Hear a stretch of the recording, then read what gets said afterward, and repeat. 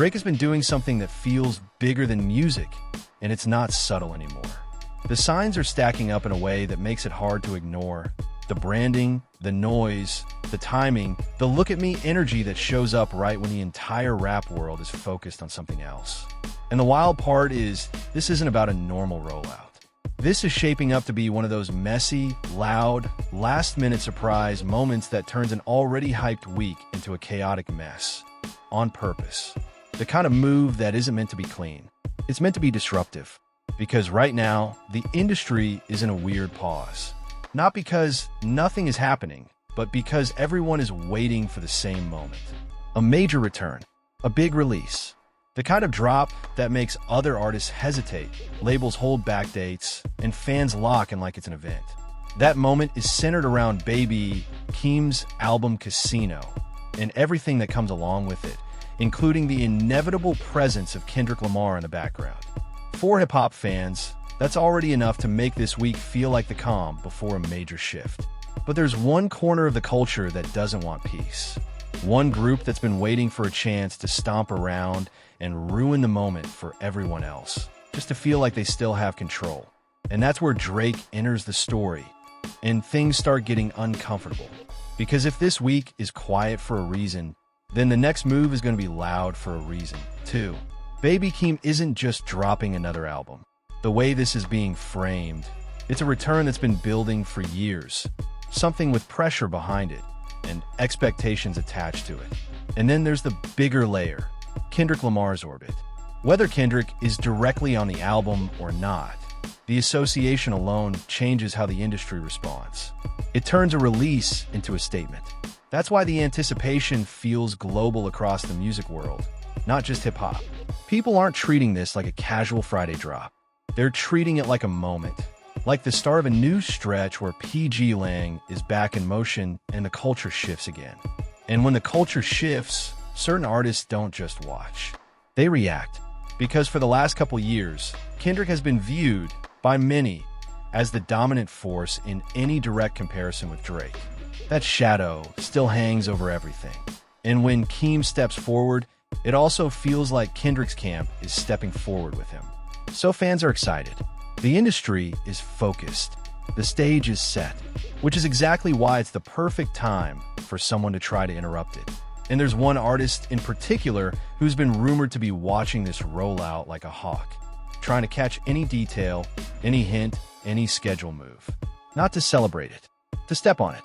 Here's where the confusion gets weaponized. Drake has been floating the idea of something called Iceman for a while now. Long enough that people don't even know what it's supposed to be anymore. Is it an album? A single? A rollout theme? A live stream? Episode situation? A trailer? A fake-out announcement meant to bait attention? That uncertainty is part of the strategy. Because when people don't know what's coming, they fill the silence with speculation. And speculation creates noise. Noise creates headlines. Headlines create momentum, whether there's real substance behind it or not. And that's why the timeline matters. Drake has been dragging this out since around September 2025, teasing like he's working, moving like he's stalling. But now, right as Baby Keem is about to return, Drake suddenly looks active again. Not quietly active, the loud kind.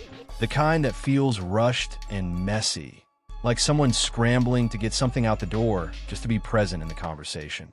And this is where the commentary gets sharper. Drake isn't just being compared to fast food as an insult. He's being compared to fast food as a business model.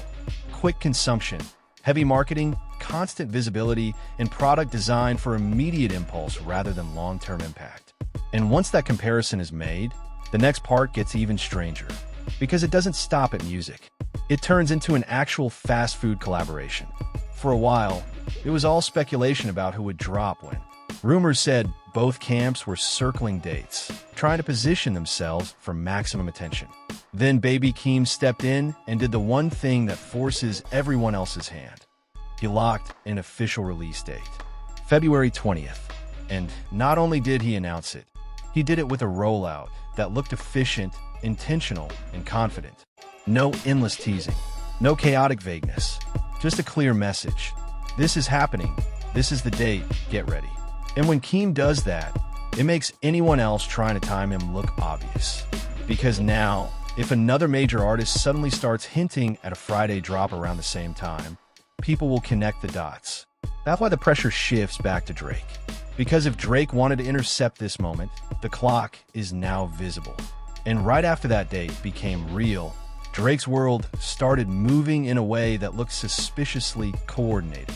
And the most glaring signal?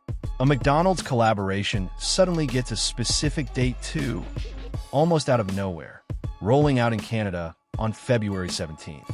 That timing isn't just random marketing. It reads like setup, like staging, like a pre-game warm-up for something bigger. And if that's not weird enough, the rollout starts looking like it's not only about food. It starts looking like content.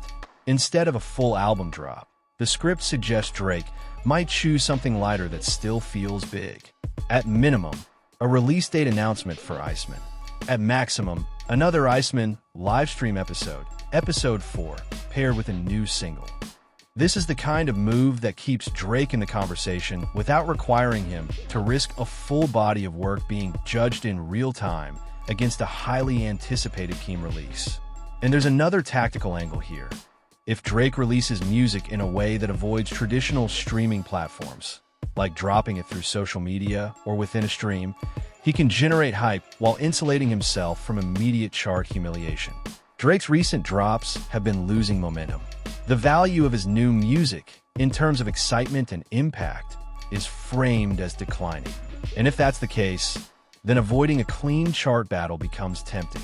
So the move becomes dominate attention, dodge consequences. But it doesn't stop there, because it adds another layer that makes Drake's plan look even more fragile. It argues that Kendrick and PG Lang would not be caught off guard by any of this. Not after everything. If Drake follows through, if he drops something, announces something, or launches another Iceman spectacle right on the same day as Baby Keem's Casino, then the culture is about to watch a real-time clash of philosophies. Not just artist versus artist, but strategy versus substance. And the script's tone makes its prediction clear. This kind of move doesn't end in Drake's favor. Not if the other camp is confident in the music. Not if the album delivers on the promise. Not if the audience is hungry for something that feels carefully made rather than quickly packaged. That's why the suspense is so sharp right now. Because nobody fully knows which version of Drake is showing up. Is it an album? A single? A stream? A fake-out announcement meant to irritate everyone? Or a full attempt to hijack the moment? And the bigger question is, does any of it even work? Because if Keem's album hits the way it's being framed, if it lands with weight, if it feels personal and polished, if it carries that 5 years in the making energy, then the noise won't matter. It'll just make the contrast louder. So now it comes down to this. Where does Drake actually take this next? And how does the culture respond when the moment arrives? If you want to keep tracking this story as it unfolds, make sure you like, subscribe, and turn on notifications, because the second that Friday hits, the timeline is going to explode, and the fallout could be one of the most talked about music moments of the year.